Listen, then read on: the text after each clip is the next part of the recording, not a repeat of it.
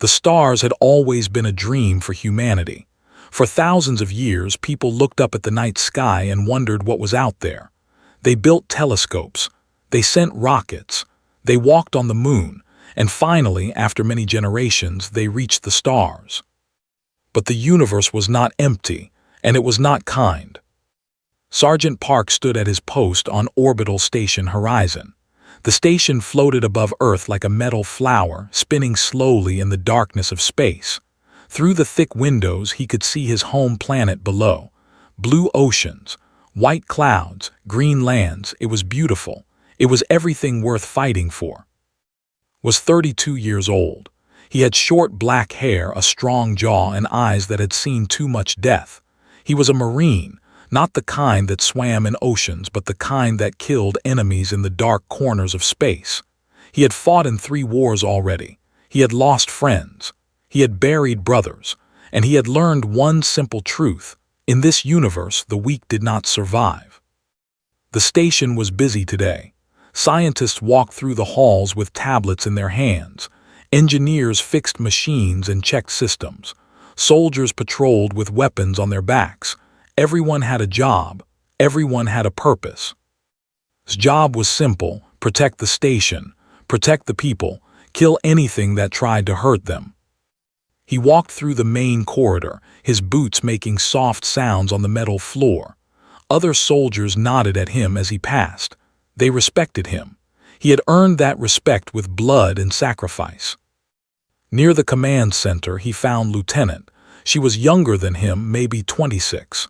She had long black hair tied back in a tight bun and sharp eyes that missed nothing. She was smart. She was brave. And she was one of the few people trusted completely. "Sergeant," she said, looking up from her screen, "you look troubled." Stopped beside her. "Something feels wrong today." Raised an eyebrow. "Wrong how?" He shook his head. "I don't know, just a feeling." Marines learned to trust their feelings. Instinct had saved his life more times than he could count. When his gut told him something was wrong, he listened. Nodded slowly. "The deep space sensors have been acting strange for the past hour. Command says it's nothing, just solar interference." "And what do you think?" She was quiet for a moment. "I think command is wrong." Before could respond, the alarm started screaming. Red lights flashed through every corridor. The calm voice of the station computer filled the air. "Alert! Alert! Unknown vessels detected. Multiple contacts. Bearing 047. Distance 50,000 kilometers and closing fast." His blood went cold. 50,000 kilometers was nothing in space. Whatever was coming would be here in minutes. "Battle stations," someone shouted. Soldiers ran through the halls. Engineers abandoned their work and rushed to emergency posts. Scientists grabbed what they could and headed for the escape pods. Chaos filled the station like water filling a sinking ship. "Grab arm. Get to the weapons locker. Arm everyone you can find." She nodded and ran. Sprinted toward the command center. Inside, officers stared at screens with wide eyes. On the main display, he could see them. Ships. Dozens of ships. They were huge and black, covered in sharp angles and glowing red lights. They looked like weapons given form. They looked like death. "What are they?" someone whispered. Captain stood at the center of the room. He was an older man with gray hair and a face like carved stone. He had commanded this station for 5 years. He had never lost a battle. But now, looking at those ships, even he seemed afraid. "They're not responding to our signals," an officer reported. "No communication, no warnings, they're just coming." "Raise shields," ordered. "Power all weapons. Send a distress signal to Earth Command." "Sir, the signal is being jammed. We can't reach anyone." His jaw tightened. "Then we fight alone." The alien ships came closer. On the screens could see smaller vessels launching from the main fleet, landing craft. They were preparing to board. "They want the station intact," said quietly. "They're not going to blow us up. They're going to take us." Looked at him. "Then we make them pay for every inch." The first impacts came moments later. The station shook as enemy craft attached to the outer hull. Cutting beams began burning through metal. Alarms screamed louder. Ran back into the corridor. Was there with a squad of Marines. They all carried weapons. They all looked scared, but they also looked ready. "They're breaching through Section 7, reported. "Multiple entry points." Checked his rifle. "Then that's where we go." They moved through the station like ghosts. The lights flickered. Smoke filled the air from small fires. The sounds of battle echoed from every direction. Screams, gunshots, explosions. The station was dying. When they reached Section 7, the airlock doors were already open, and standing in the smoke were the invaders.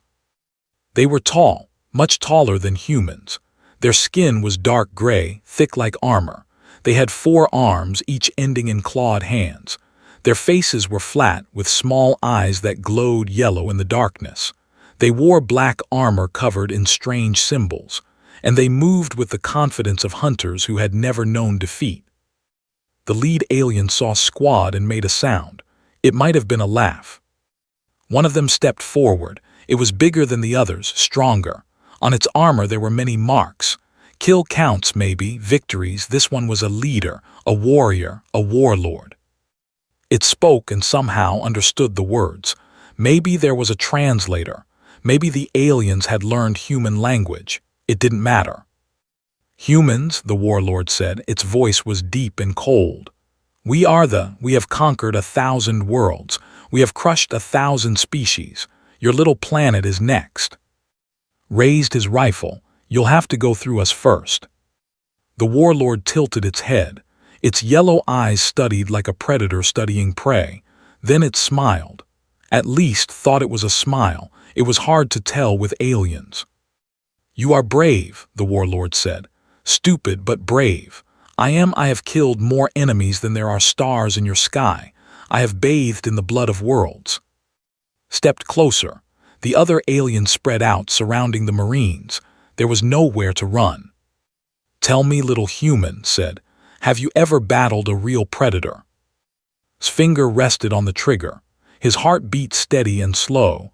He had been in situations like this before, outnumbered, facing death, and he was still alive. He looked up at the alien warlord and smiled. "You ever fought a Marine?"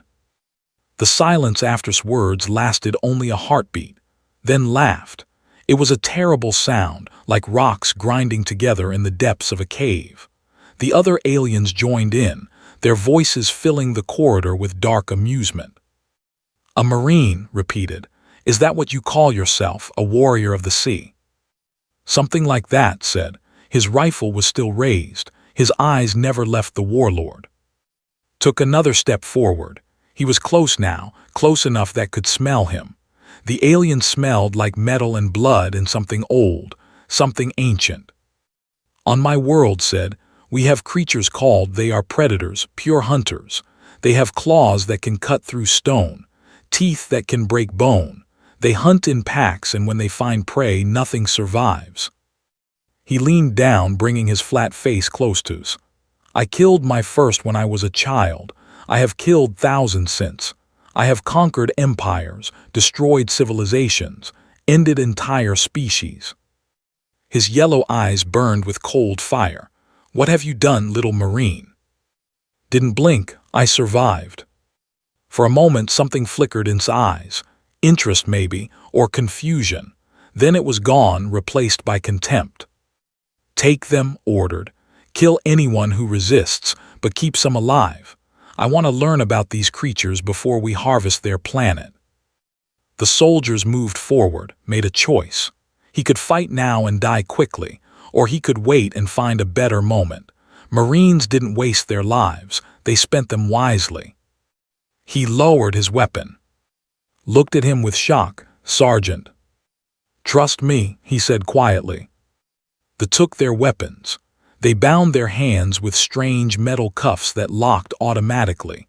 Then they pushed them through the corridors like cattle. The station was lost, could see that now. Bodies lay everywhere. Human bodies, some were soldiers, some were scientists. Some were just workers who had been in the wrong place at the wrong time. They had shown no mercy. But not everyone was dead. The aliens were gathering survivors, pushing them into groups, separating the fighters from the weak. Counted maybe 200 humans still alive, 200 out of 3,000.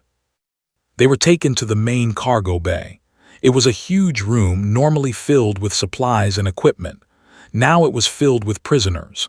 People sat on the cold floor, hands bound, faces empty with shock. Some were crying. Some were praying. Some just stared at nothing. And his squad were pushed into the crowd. The guards stood at every exit, weapons ready. There was no escape. Sat down beside, her face was pale but her eyes were still sharp. What's the plan? We wait, said. We watch, we learn. Learn what? Everything. Looked around the room. Their numbers, their weapons, their weaknesses. Everyone has weaknesses. An older man nearby laughed bitterly.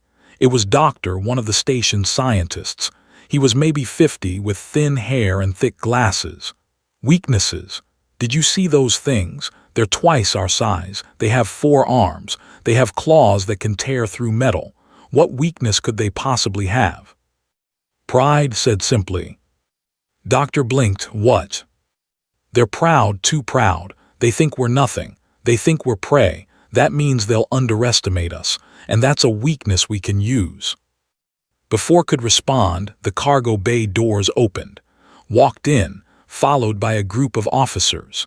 They moved through the crowd of prisoners, studying the humans like farmers studying animals at a market.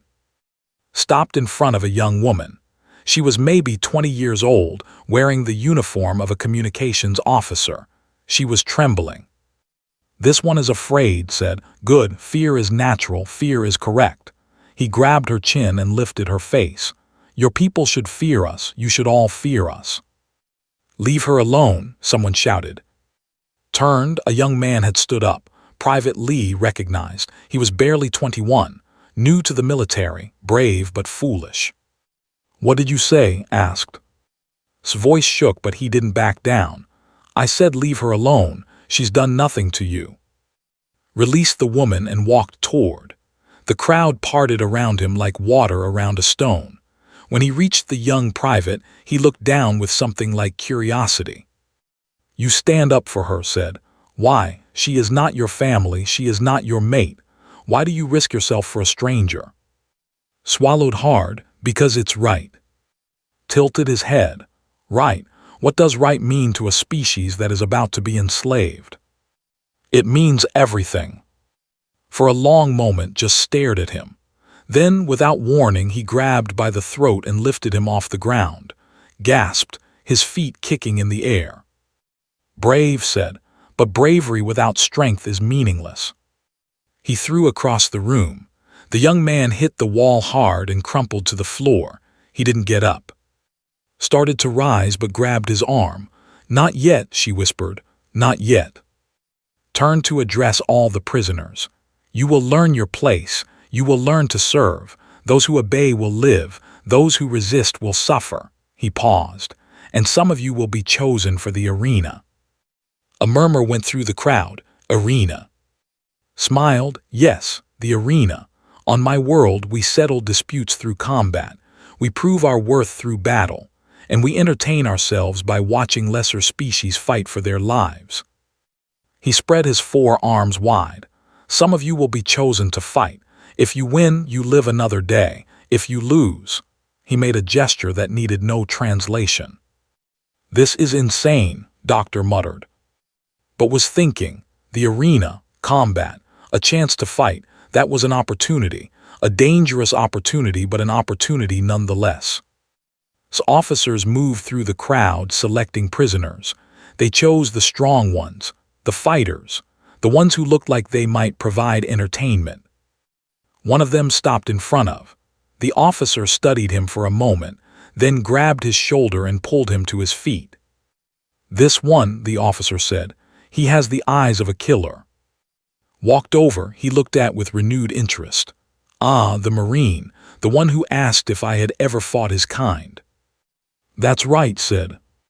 Nodded slowly. Good, you will be my first opponent in the arena. Felt his heart rate increase, but he kept his face calm. When? Tomorrow, when the sun of your world rises. Leaned close. Rest well, little Marine, it will be your last night alive. He turned and walked away. The officers followed, pushing the selected fighters out of the cargo bay. Was among them. As he was led away, he looked back at. She was watching him with worried eyes. He gave her a small nod, a promise. He would survive, he would find a way.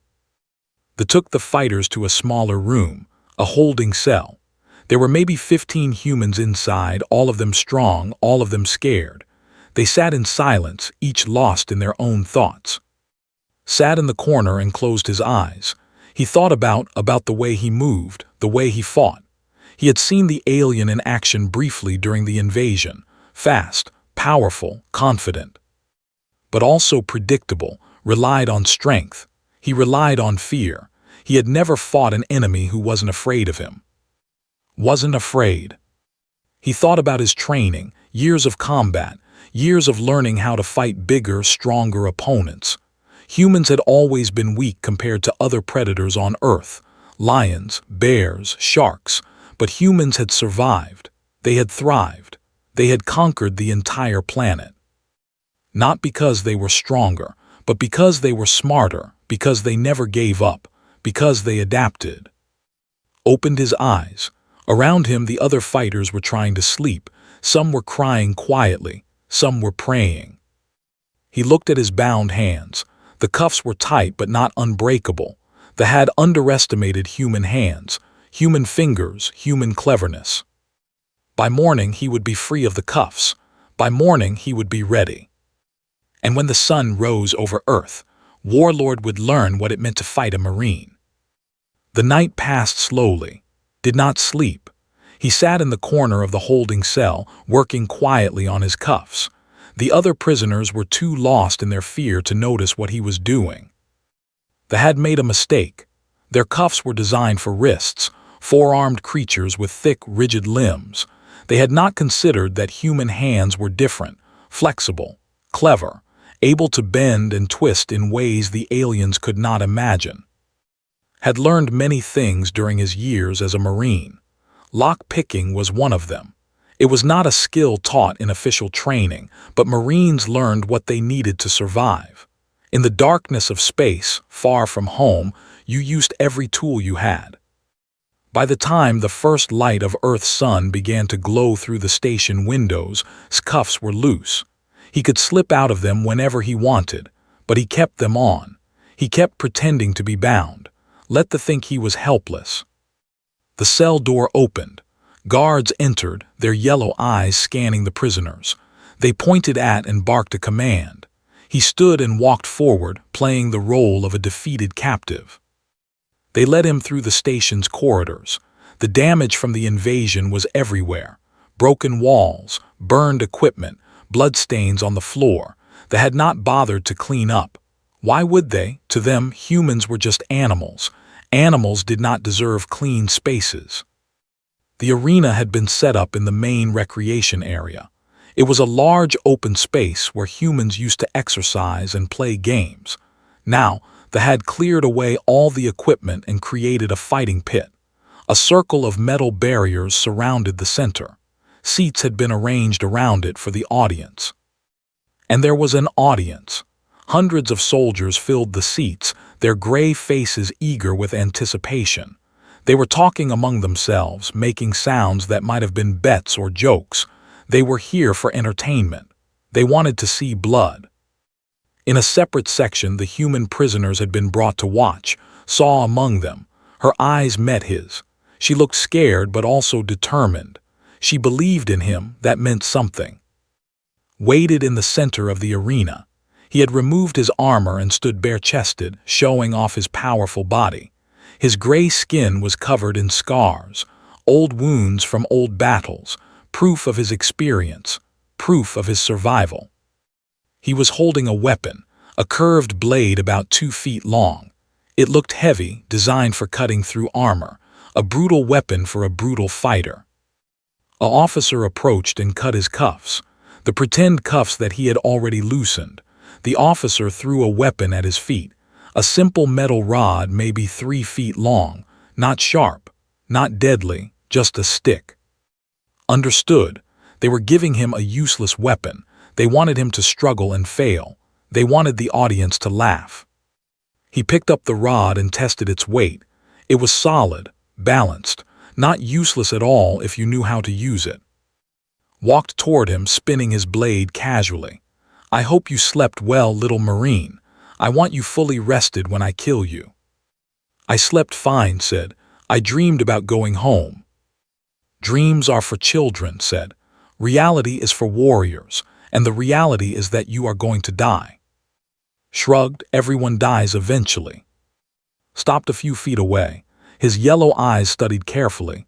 "You are strange. Most creatures facing death show fear. You show nothing." "Marines don't fear death. We just try to make sure the other guy dies first." Laughed. "I like you, human. I almost wish I did not have to kill you." He raised his blade. Almost. He attacked. Was fast, faster than had expected. The blade came down in a blur, aimed its head, but was ready.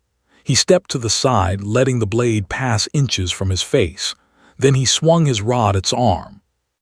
The impact was solid, grunted in surprise and stepped back. He looked at his arm where a bruise was already forming. "You are quick," admitted. "You're slow," replied. The audience murmured. This was not what they had expected. They had expected a quick kill, a human screaming and dying for their amusement. Instead, the human was fighting back. Attacked again. This time he used all 4 arms. 2 held the blade, swinging it in wide arcs.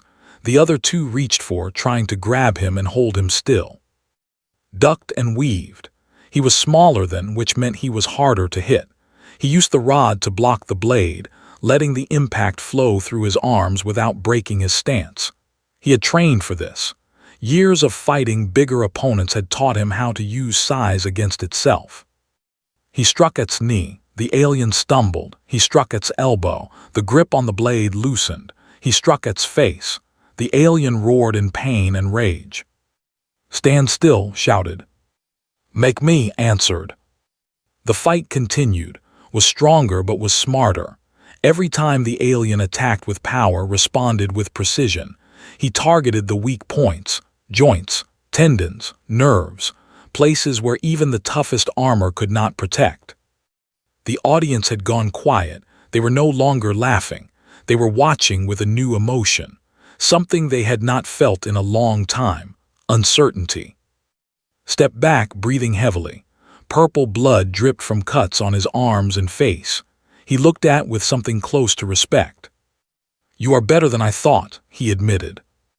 His own body was hurting, had landed some hits too. His ribs ached. His left arm was numb, but he was still standing, still fighting. "I'm just getting started," he said. His eyes narrowed. "So am I." The warlord changed his stance. Before, he had been playing with, treating the fight like a game. Now he was getting serious. His muscles tensed. His grip on the blade tightened. His yellow eyes burned with killing intent. He launched himself at like a missile. The attack was faster than anything before. The blade cut through the air with a screaming sound. Barely managed to dodge, and he felt the edge slice across his shoulder. Blood sprayed. The crowd cheered. First blood, real blood. Rolled away and got to his feet. His shoulder was on fire, but the wound was not deep. He could still fight. Came again, and again. Each attack was more fierce than the last. Blocked and dodged, but he was being pushed back, toward the barrier, toward the wall, toward a corner where he would have nowhere to run. He needed to change the pattern. He needed to do something unexpected. So he did. Instead of dodging the next attack, ran toward it. He ducked under the swinging blade and charged directly at its body. Before the alien could react, drove his rod into his throat. The warlord made a choking sound. His eyes went wide with shock. No one had ever gotten this close to him. No one had ever dared. Did not stop. He dropped the rod and grabbed his head with both hands. Then he did something humans had been doing for thousands of years, something simple, something brutal, something that required no weapons at all. He headbutted the alien as hard as he could. Staggered backward, his blade fell from his hands. He looked at with complete confusion. What was that?" he gasped. His forehead was bleeding, his vision was blurred, but he was still standing. "That," he said, "was a human greeting." The arena was silent. Every human stared at the impossible scene before them. The great warlord, conqueror of 1,000 worlds, was wobbling on his feet, defeated by a creature half his size. Was on her feet, her hands pressed against the barrier. Her eyes were filled with tears, not tears of sadness, tears of hope. Looked at, the warlord was trying to recover, trying to stand straight, but his eyes were unfocused. His movements were clumsy. The fight was over. "Yield," said. "Blink to what?" "Yield, surrender, give up," picked up the fallen blade. "You lost, accept it." The warlord stared at him for a long moment. Then slowly his expression changed. The confusion faded. The arrogance returned. "Never," whispered, "never surrender." He reached for a hidden blade at his belt. Moved faster.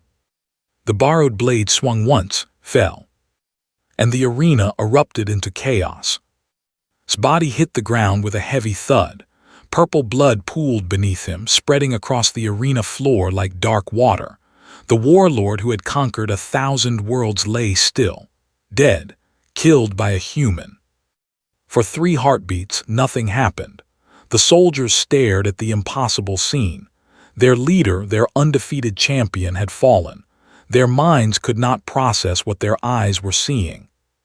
Then the chaos began. Some soldiers jumped to their feet, reaching for their weapons. Others stumbled backward in shock, knocking over chairs and barriers. Officers shouted commands that nobody followed. The perfect order of the alien army crumbled in an instant. Did not waste the moment. He grabbed his hidden blade along with the curved sword and ran toward the barrier where the human prisoners were held. The guards there were distracted, looking at their dead leader with disbelief. They did not see coming until it was too late. He cut through the first guard before it could raise its weapon. The second guard turned and swung at him, but ducked under the attack and drove his blade up into the alien's chest. Purple blood sprayed. The barrier lock was a simple mechanism. Smashed it with the handle of his sword. The gate swung open. "Move," he shouted. "Everyone move now." The prisoners hesitated for only a moment. Then was there, pushing through the crowd, organizing people. "Follow me," she yelled. "Stay together, head for the emergency corridors."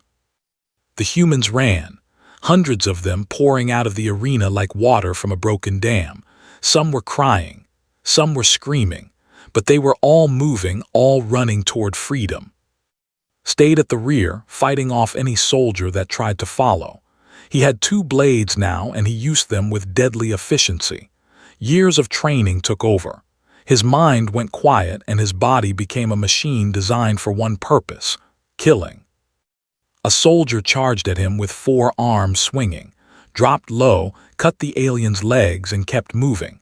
Another soldier tried to grab him from behind. He spun and drove his blade through its throat. A third soldier raised a weapon to shoot, threw one of his swords, hitting the alien in the chest before it could fire. He picked up the fallen weapon, an energy rifle. It was heavy and designed for larger hands, but it would work. His voice came from ahead, "This way." He ran after her. The emergency corridors were narrow passages designed for quick evacuation during disasters. They twisted through the station like veins through a body, connecting all the major areas. Behind them, he could hear the organizing. Officers were finally taking control, turning their soldiers' confusion into anger. They would be coming soon, many of them. "We need to seal the corridors," said as he caught up with. She nodded, already working on a control panel. "I'm trying. The system is locked out. They have control of the main computer." Then we need to get that control back. Doctor appeared beside them. He was out of breath, his glasses crooked, but his eyes were alert. The computer core is in Section 3. If we can get there, I can override the lockout. Can you do it fast? Fast enough. Made a decision. Take the civilians to the escape pods. Start launching anyone who can't fight. Doctor, you're with me. Grabbed his arm. You can't go alone, there are hundreds of them. I'm not going alone. Looked at the other fighters from the holding cell. They had followed the escape and were now standing nearby, armed with weapons taken from fallen guards. 15 men and women, all scared but all ready. These people are coming with me. Private stepped forward. His face was bruised from throw, but his eyes were clear. I'm with you, Sergeant. Others nodded. Private Shin, corporal, specialist, Marines and soldiers who had fought beside before. They trusted him. They would follow him into hell. Looked at one more time. Get our people out. Whatever happens, get them home. She wanted to argue. He could see it in her eyes, but she also understood. Someone had to save the civilians, and someone had to fight. They each had their role. Don't die, she said softly. I'll do my best. She turned and ran, leading the civilians toward the escape pods. Watched her go for a moment. Then he focused on the task ahead. Let's move, he said. The team advanced through the station. The corridors were dark now, lit only by emergency lights. They had cut the main power, trying to confuse the humans, but knew this station. He had walked these halls 1,000 times. He could navigate them blind. They encountered their first resistance at a junction. A squad of soldiers had set up a barricade, blocking the path to Section 3. They opened fire as soon as they saw the humans. His team took cover behind support pillars. Energy blasts scorched the walls around them, filling the air with the smell of burned metal. We can't go around, Corporal reported. The other routes are collapsed. Then we go through, checked his rifle. On my signal, give me covering fire, I'll flank left. Before anyone could respond, he moved. Sprinted along the wall, staying low. They saw him and turned their weapons, but his team opened fire at the same moment, forcing the aliens to take cover. In those few seconds of distraction, closed the distance. He reached the barricade and vaulted over it. 3 soldiers waited on the other side. They turned in surprise, not expecting a human to charge directly at them. Shot the first one in the face. He kicked the second one in the knee, dropping it to the ground, then shot it too. The third one grabbed for him with all 4 arms but was faster. He ducked the grab, came up behind the alien and broke its neck with a quick twist. Clear, he shouted. His team rushed forward, joining him past the barricade. They kept moving. The computer core was a large room filled with servers and cables. Dozens of machines hummed quietly, processing the data that kept the station running. Doctor ran to the main terminal and began typing. I need 5 minutes, he said. You have 2, replied. He could hear the coming, many feet pounding on metal floors, many voices shouting commands. They were almost out of time. He positioned his team at the entrance. They had limited ammunition and limited numbers, but they had something they did not expect. They were willing to die for each other. The first wave of soldiers appeared at the end of the corridor. They charged forward, confident in their numbers. His team opened fire. The corridor became a battlefield. Energy blasts and bullets flew in both directions. Soldiers fell, but more took their places. Humans fell too. Private Shin took a blast to the chest and went down. Specialist was hit in the arm but kept fighting. Fired until his weapon was empty. Then he grabbed a dead alien's rifle and kept firing. His body moved automatically, trained muscles doing what they had been trained to do. Duck, aim, fire, move, duck, aim, fire, move. 90 seconds, shouted. They pushed harder. They were getting closer, too close.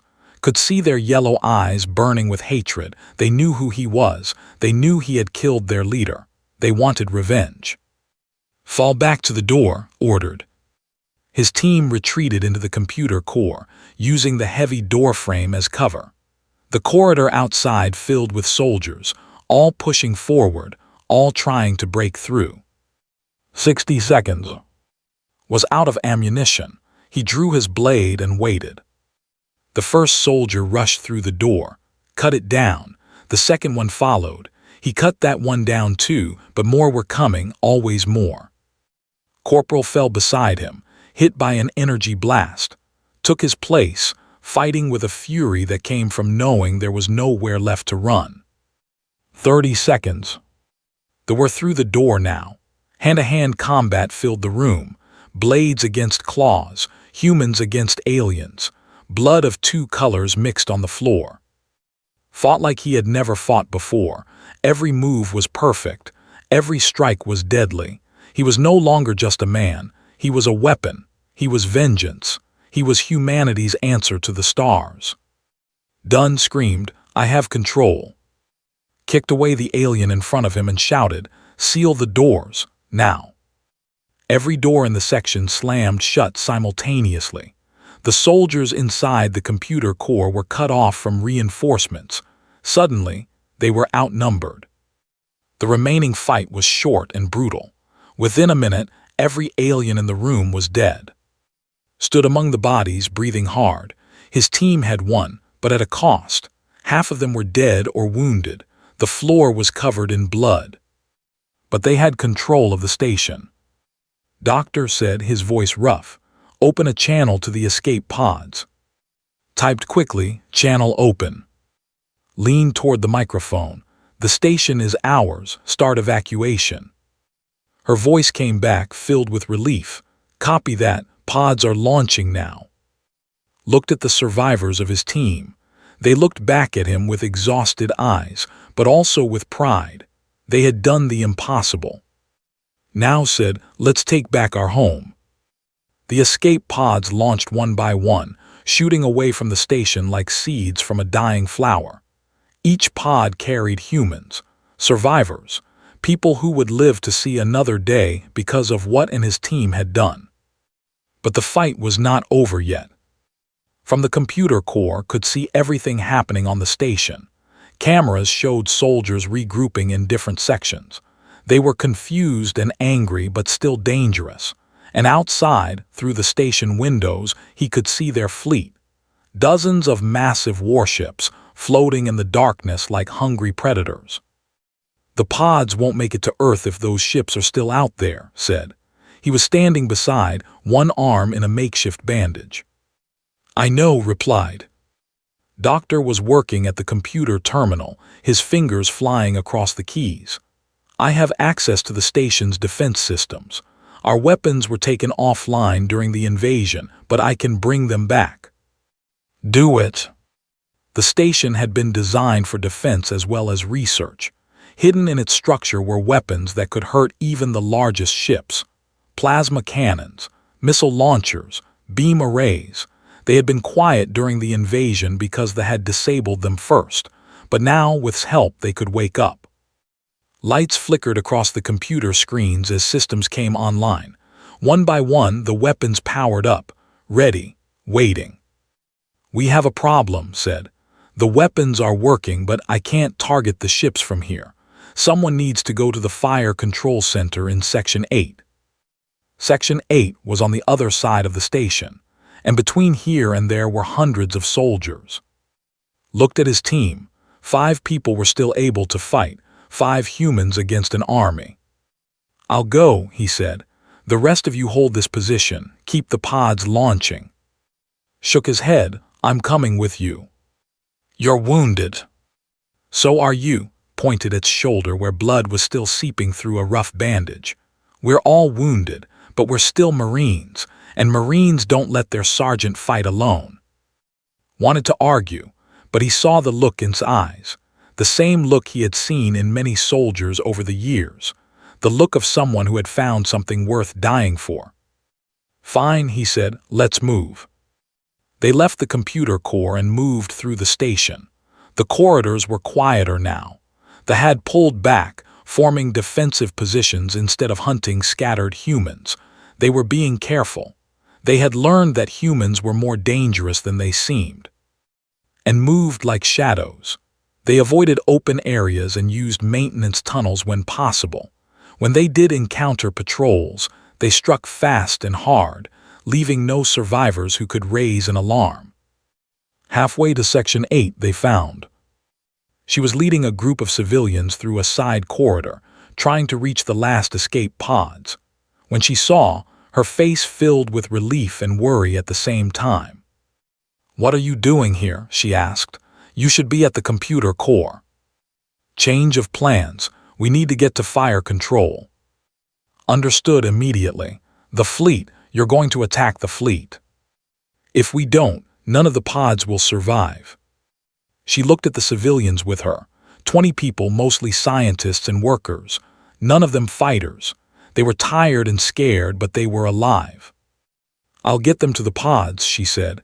"Then I'll come help you." "No, get them out, then get yourself out." He grabbed her hand. For a moment, in the middle of war and death, they were just two people, two humans who had found each other in the darkness between stars. "If this doesn't work," he said, "someone needs to tell Earth what happened here. Someone needs to warn them about that has to be you." Her eyes were wet, but she nodded. "I'll do it, but you better survive, Sergeant, that's an order." He almost smiled. Since when do lieutenants give orders to sergeants?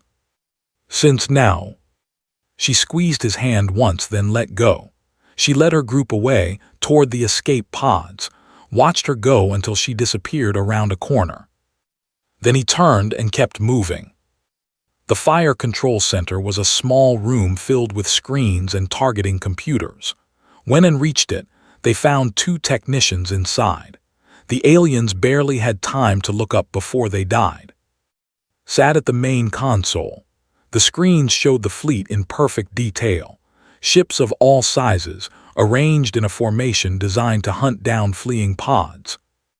"I've never operated a targeting system before," admitted. "I have during the Mars campaign." His hands moved across the controls. Decades-old memories came back to him. Training, simulations, real battles. "You watch the door." Took position at the entrance, his weapon ready. Outside the station, the escape pods were scattering in all directions, trying to reach Earth's atmosphere. The fleet was moving to intercept. Smaller attack craft launched from the warships, their weapons powering up. Took aim. The first plasma cannon fired. A beam of superheated energy shot across space and struck a warship. The ship's shields flared but held, adjusted his aim and fired again. This time the beam hit a weak point. The ship's hull cracked. Air and fire poured out. The fleet responded immediately. They turned their attention from the pods to the station. Weapons powered up across dozens of ships. They were going to destroy the station completely. "We've got their attention," said. "That's the idea," kept firing. Another ship damaged, another ship crippled. He was not trying to destroy the fleet. He was trying to distract them, to give the pods time to escape. The station shook as weapons impacted its hull. Alarms screamed. The lights flickered. "Structural damage to sections 9 through 12, the computer announced calmly. "Life support failing in multiple areas." "Keep firing," muttered to himself. "Just keep firing." More weapons struck the station. Explosions rocked the corridors. The fleet was pouring everything they had into destroying this small piece of metal and the humans inside it. But the pods were getting away. On his screen could see them reaching the edge of the fleet's range. They were going to make it. "Sir," said, "they're coming." Looked at the door. He could hear footsteps, many footsteps. The inside the station had found them. He checked the pod trajectories one more time. The last escape pod had launched. Pod, it was clear of the fleet falling toward Earth. Safe. Smiled. He said, "Yes, sir. Thank you for staying with me." The young Marine nodded. "It was an honor, Sergeant." The soldiers appeared at the door. dozens of them filling the corridor. They raised their weapons. Entered one final command into the computer. Then he stood and faced the enemy. He thought about Earth, about the blue oceans and white clouds, about the people down there who would never know his name but who would live because of what he had done. It was a good thought, a comforting thought.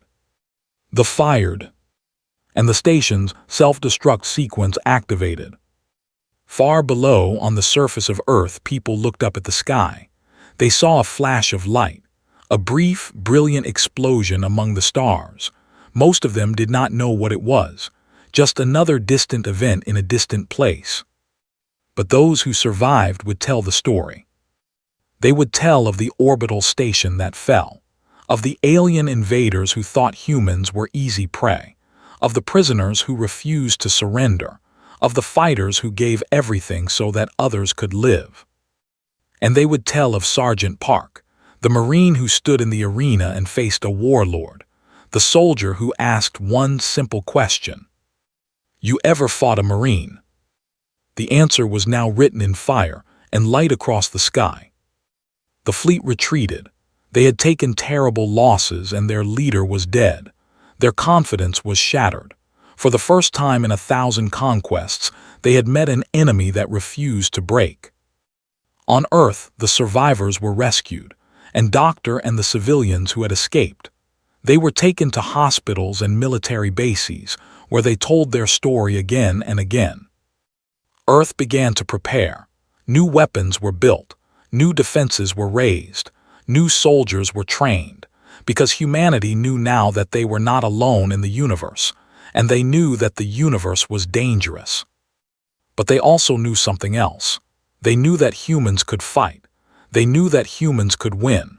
They knew that when pushed to the edge, humanity would push back harder than any enemy could imagine. The stars had always been a dream. Now they were also a challenge. And humanity was ready to answer. In military academies around the world, a new lesson was taught. A story about a Marine who refused to be prey. A man who showed the galaxy what humans were made of. And at the end of every lesson, the instructors would ask the same question: "Do you know what it means to be a Marine?" The students would stand and answer together. "It means we never give up. It means we fight for each other. It means we make the enemy regret ever meeting us." Somewhere among the stars, they remembered this lesson too. And they never came back.